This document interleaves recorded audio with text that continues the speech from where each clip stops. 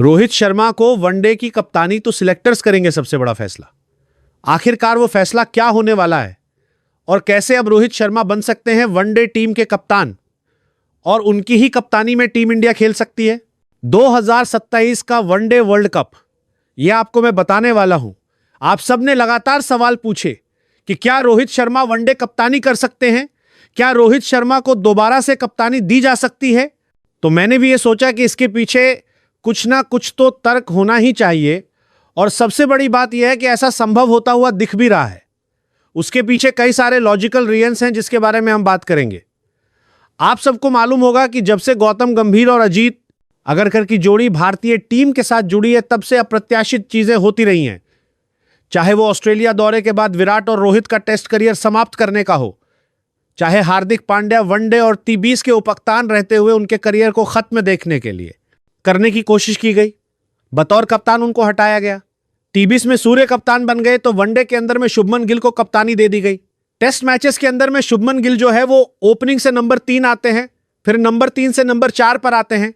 उसके बाद टी20 में अचानक से साल भर के बाद जब वापसी होती है शुभमन गिल की, तो बतौर उपकप्तान वो टीम में आते हैं और माना यह जाता है कि बतौर उपकप्तान अगर वो टीम के अंदर में आ गए हैं तो 2026 के टी20 वर्ल्ड कप के बाद सूर्य कुमार यादव जब कप्तानी छोड़ेंगे तो फिर शुभमन गिल ही भारतीय टीम के कप्तान हो जाएंगे।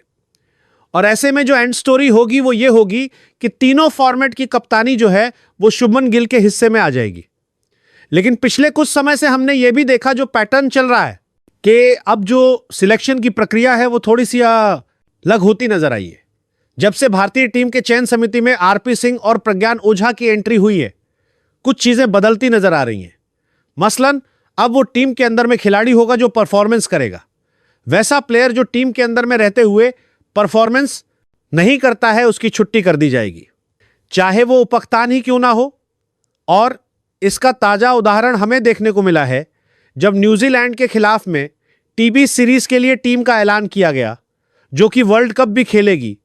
उसमें उपकप्तानी से तो हटाया ही गया, शुभमन गिल को साथ ही साथ टीम से ही बाहर का रास्ता दिखा दिया गया।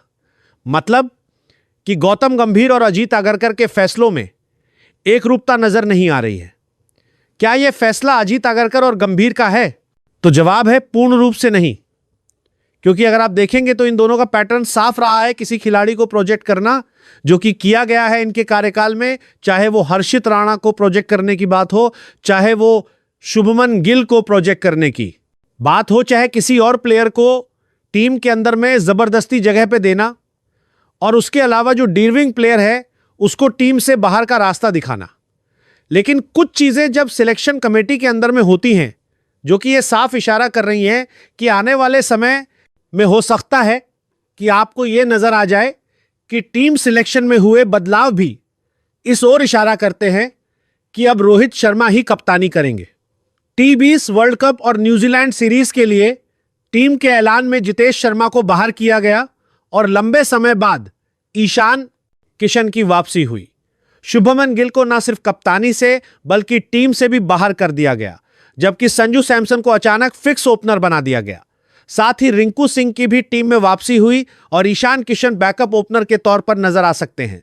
मैं से बात करें, बात की वापसी हुई, तलब यह है कि जो एक टीम चुनी जानी चाहिए थी, जिसके लिए पूरे देश भर में जो क्रिकेट फैंस थे जो चाहते थे कि जैसी टीम होनी चाहिए वैसी टीम चुन के दे दी गई। लेकिन वो टीम चुनने में कुछ फैसले करवे लिए गए जो कि टीम के हित में नजर आ रहे हैं। गिल को हटाने से रिंकू सिंह की जगह बन गई और गिल की जगह पर बैकअप ओपनर आ गए। जितेश शर्मा को हटा के ईशान किशन, यानी वो ईशान किशन जिसने पिछले कुछ साल पहले भारत के लिए लगातार एक मेन विकेट कीपर की भूमिका के तौर पर नजर आ रहे थे, ओपनर के तौर पर नजर आ रहे थे, जिनको कि बाहर कर दिया गया था। वहीं रिंकू सिंह की बात करें, जो खिलाड़ी आपका एशिया कप के फाइनल मैच के चौका लगाकर टीम को जिताता है, उस खिलाड़ी को अचानक से स्कीम ऑफ थिंग्स से बाहर कर दिया जाता है। यानी कि बता दिया जाता है कि भाई हम आपके बारे में नहीं सोच रहे हैं, और फिर एक ही सीरीज के बाद वो खिलाड़ी वर्ल्ड कप की टीम में आ जाता है। मतलब कि कोई ना कोई तो ऐसा है जिसने ये फैसला किया कि नहीं, जो सही टीम होगी वही चुनी जाएगी। और उस फैसले का असर अब यह हो रहा है कि क्या चैंपियंस ट्रॉफी जीतने के बाद कप्तान रोहित शर्मा जिनके बारे में हम ये बात करते रहे कि आखिरकार ऐसा क्या हुआ, रातों रात की रोहित शर्मा को कप्तानी से हटा दिया गया, जबकि रोहित शर्मा ने चैंपियंस ट्रॉफी जितवाया ही नहीं था, बल्कि चैंपियंस ट्रॉफी के फाइनल मुकाबले में वो 76 रन्स की इनिंग भी हमें याद रखनी चाहिए, जिस इनिंग के दम पर ही भारत जो है वो चैंपियंस ट्रॉफी में जीतने का एक तरीके से जो रास्ता तय किया, उसमें बड़ी भूमिका रोहित शर्मा ने निभाई। तो इस तरह से भारत को जब अगला सीरीज खेलने के लिए उतरना पड़ा, अचानक से आपने एक ही सीरीज के बाद उनको कप्तानी से हटा दिया। यह कहां तक सही था? तो ऐसे में अब माना जा रहा है कि जिस तरीके से उपकप्तानी से गिल को हटाया गया है और जिस तरह के हालात नजर आ रहे हैं, और साउथ अफ्रीका में टीम इंडिया को वर्ल्ड कप खेलना है, ऐसे में सिलेक्टर्स इस बात का एक बड़ा फैसला कर सकते हैं। यानी कि सिलेक्शन कमेटी में जो 5 लोग हैं वो ये बात तय कर सकते हैं कि क्यों ना 2027 के वनडे वर्ल्ड कप तक रोहित शर्मा को ही कप्तानी दे दी जाए, क्योंकि इसके पहले भी हमने देखा हुआ है जब 2023 का one day world cup Rohit Sharma नहीं जीत पाए थे इतने करीब आकर के ट्रॉफी के, उसके बाद ये सब लोग मानने लगे थे और रोहित शर्मा भी इस बात को जानते थे कि 2027 का जो वर्ल्ड कप होगा उसके लिए वो जी तोड़ मेहनत करेंगे, तैयारी करेंगे, ताकि उनकी कप्तानी में जो कसर बाकी रह गई है उसको साउथ अफ्रीका के अंदर जाकर के पूरा किया जाए। और एज वी ऑल नो कि रोहित शर्मा और विराट कोहली ये 2 ऐसे प्लेयर हैं जिनका का भारतीय टीम में 2027 का वर्ल्ड कप खेलना तो पक्का है ही। बिना इनके हम 2027 वर्ल्ड कप जीतने की कल्पना भी नहीं कर सकते, क्योंकि ये 2 प्लेयर्स ऐसे हैं जो ओपनिंग स्लॉट पे और फिर नंबर 3 स्लॉट से भारत को एक मजबूत आधारशिला देते हैं। और जिस तरीके से हाल दिनों में फॉर्म में रोहित शर्मा और विराट कोहली नजर आ रहे हैं, ये भारतीय टीम के लिए सोने पर सुहागा है कि दोनों खिलाड़ियों का एक्सपीरियंस तो काम आएगा ही, इनका फॉर्म भी शानदार होगा। और ऐसे में अगर आप शुभमन गिल को बतौर ओडीआई कैप्टन निर्धारित करना ही चाहते हैं तो टेस्ट की कप्तानी वो कर ही रहे हैं।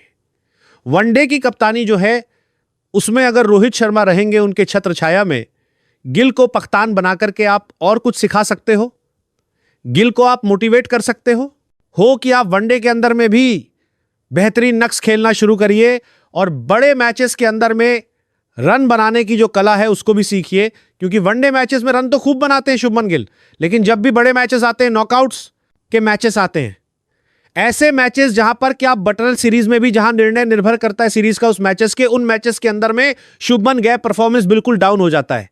बड़े मैचों में दबाव झेलकर रन बनाना सीखना पड़ेगा, तभी आप बेहतर कप्तान बन सकते। शुभमन गिल के पास अभी 2 साल का वक्त है, उम्र भी सीखने वाली है। फिलहाल अगर मैं रोहित शर्मा कप्तानी करते हैं तो कोई दिक्कत नहीं, टीम और कोच दोनों एडजस्ट कर सकते हैं। टेस्ट में गिल लीड कर रहे हैं, T20 में सूर्य कुमार यादव हैं और 2026-23 वर्ल्ड कप वही कप्तान होंगे। 2027 वर्ल्ड कप के बाद वनडे कप्तानी का फैसला लिया जा सकता है, यानी 2026-27 में BCCI के पास पूरे ऑप्शन खुले हैं और यह भी मुमकिन है कि रोहित को ही वनडे कप्तान बनाए रखा जाए।